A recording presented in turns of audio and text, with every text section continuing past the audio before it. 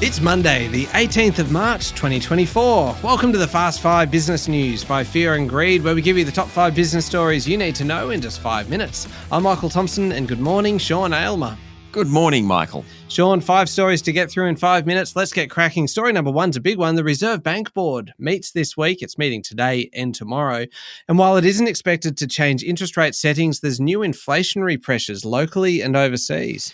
And that's a concern for the central bank as it tries to get inflation back within the 2 to 3% target range. In the US, the world's leading economy, a bunch of numbers have come out that just show inflation rising, including goods inflation, prices of cars and fridges and stuff like that.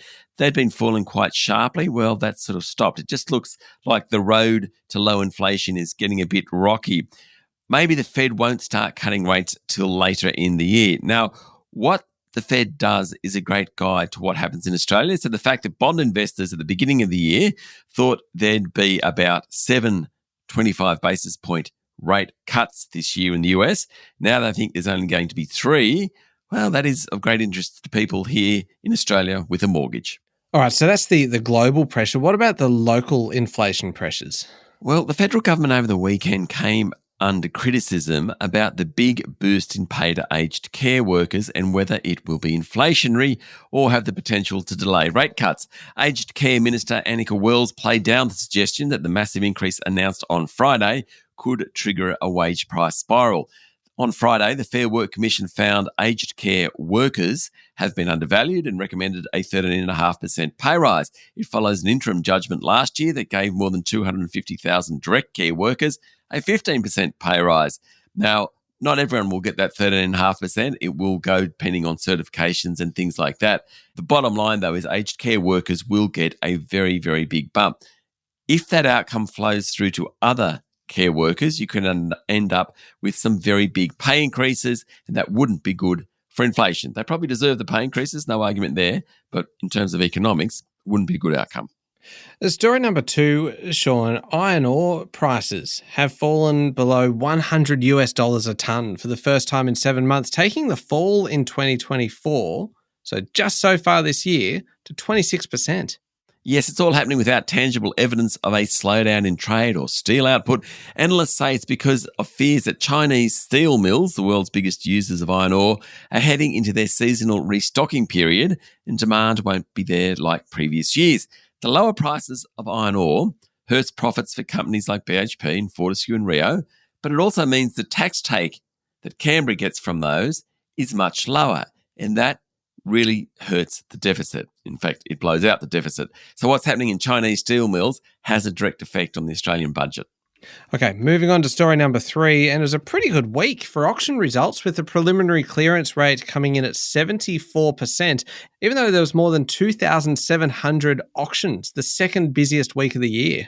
The housing market is definitely resilient. All capital cities except Sydney recorded a rise in the preliminary clearance rate, but while Sydney's rate was lower, it was still one of the highest of the capitals, just under 75%. Melbourne bounced back. It came in at 72%. The best result was Adelaide, 92.6%. Incredible.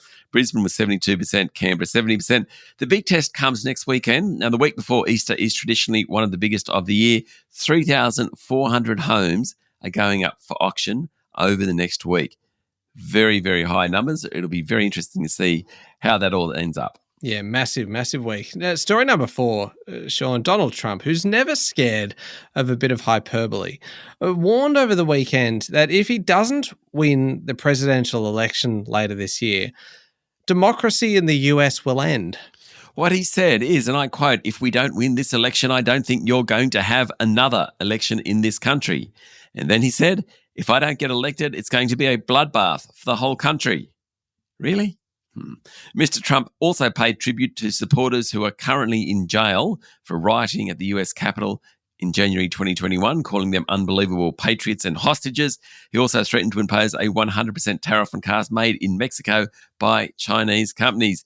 The polls are close. A Reuters Ipsos poll last week found that Biden and Trump are neck and neck. Last one, story number 5. This is pretty incredible. An 800-year-old dormant volcano in Iceland, near the capital of Reykjavik, is erupting at the moment with lava flowing near a fishing town already severely damaged by earlier eruptions. The eruptions began late last year and activity has picked up in recent days.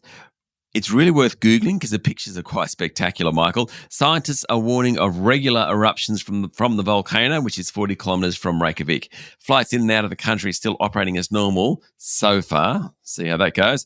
Iceland's one of the most geologically active places on Earth due to its position between the North American and Eurasian tectonic plates on the mid-Atlantic ridge. It has about 30 volcanic systems and more than 600 hot springs.